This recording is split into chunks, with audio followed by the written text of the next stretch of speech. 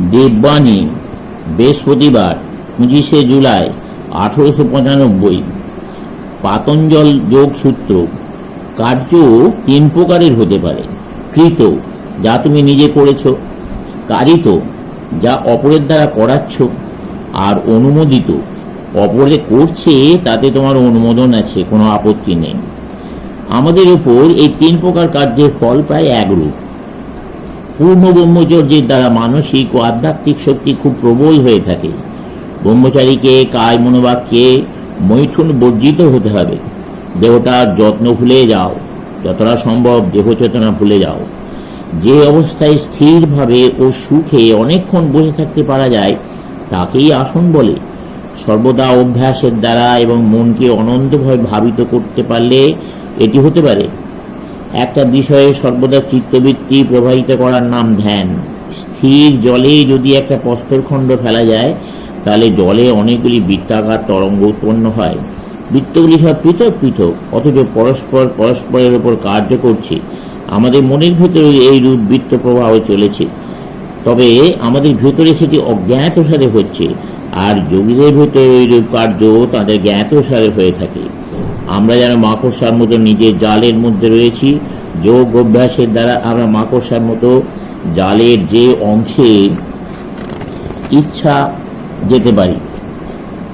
যারা যোগী নয় তারা যেখানে রয়েছে সেই নির্দিষ্ট স্থল বিশেষেই আবদ্ধ থাকতে বাধ্য হয়। অপরকে হিংসা করলে বন্ধন হয় ও আমাদের সামনে থেকে সত্য ঢাকা পড়ে যায়।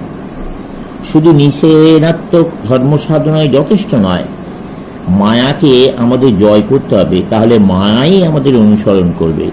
যখন কোনো বস্তু আমাদের আর বাঁধতে না পারে তখনই আমরা সেই বস্তু পাওয়ার যোগ্যতা লাভ করি। যখন ঠিক ঠিক বন্ধন ছুটে যায় তখন সবাই আমাদের নিকটে এসে উপস্থিত হয়। যারা কোনো কিছু চায় না, শুধু তারাই প্রকৃতিকে জয় করেছে। এমন কোনো মহাত্মার শরণাগত হও যিনি নিজের বন্ধন ছিন্ন করেছেন। কালে তিনি কিবা বসে তোমায় মুক্ত করে দেবেন। ঈশ্বরে শরণাগত হওয়া এর চেয়ে উচ্চ ভাব, কিন্তু অতি কঠিন। প্রকৃতপক্ষে এটি কার্যেই পরিণত করেছে এমন লোক শতাব্দীর ভেতর বড়জোর একজন দেখা যায়। কিছু অনুভব করো না, কিছু জেনো না, কিছু করো না, নিজের বলে কিছু রেখো না, সব কিছু ঈশ্বরে সমর্পণ করো। আর সর্বান্তকরণে বলো, তোমারই ইচ্ছা পূর্ণ হোক।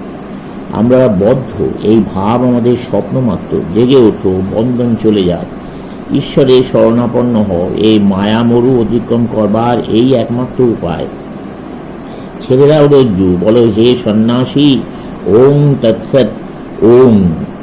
আমরা যে অপরের সেবা করতে পারছি এ আমাদের একটা বিশেষ সৌভাগ্য, কারণ ওইরূপ অনুষ্ঠানের দ্বারাই আমাদের আত্মোন্নতি হবে। লোকে যে কষ্ট পাচ্ছে তার কারণ তার উপকার করে আমাদের কল্যাণ হবে। অতএব দাতা দান করবার সময় গ্রহীতার সামনে হাঁটু গেড়ে বসুন এবং তাকে ধন্যবাদ দিন। গ্রহীতার সম্মুখে দাঁড়িয়ে থেকে দান করতে অনুমতি দিন। সব প্রাণীর মধ্যে সেই প্রভুকে দর্শন করে তাঁকেই দান করো। যখন আমরা আর মন্দ কিছু দেখতে পাবো না তখন আমাদের পক্ষে জগৎ প্রপঞ্চই আর থাকবে না, কারণ প্রকৃতির অস্তিত্বের উদ্দেশ্যই হচ্ছে এই ভ্রম থেকে আমাদের মুক্ত করা। অপূর্ণতা বলে কিছু আছে, এইকে ভাবাই অপূর্ণতার সৃষ্টি করা। আমরা পূর্ণ স্বরূপ ও ওজো স্বরূপ, এই চিন্তাতেই কেবল এটা দূর হতে পারে। যত ভালো কাজ করো না কেন, কিছু না কিছু মন্দ তাতে লেগে থাকবেই থাকবে। তবে সমুদায় কার্য নিজের ব্যক্তিগত ফলাফলের দিকে দৃষ্টি না রেখে করে যাও। সব ফল ঈশ্বরে সমর্পণ করো, তাহলে ভালো মন্দ কিছুই তোমার অভিভূত করতে পারবে না। কাজ করাটা ধর্ম নয় বটে, কিন্তু ঠিক ঠিকভাবে অনুষ্ঠিত কাজ মুক্তির দিকে নিয়ে যায়। প্রকৃতপক্ষে অপরকে করুণার চোখে দেখা অজ্ঞান মাত্র, কারণ আমরা করুণা করবো কাকে? তুমি ঈশ্বরকে করুণার চোখে দেখতে পারো কি? আর ঈশ্বর ছাড়া আর কিছু আছে কি?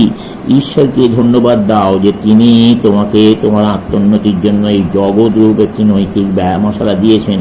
কিন্তু কখনো ভেবো না তুমি এই জগৎকে সাহায্য করতে পারো।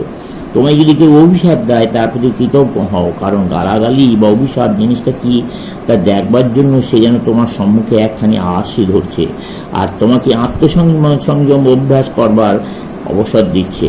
সুতরাং তাকে আশীর্বাদ করো, সুখী হও। অভ্যাস করবার অবকাশ না হলে শক্তির বিকাশ হতে পারে না, আর আশি সামনে না ধরলে আমরা নিজের মুখ নিজে দেখতে পাই না। অপবিত্র চিন্তা ও কল্পনা অপবিত্র ক্রিয়ার মতোই দোষাবহ।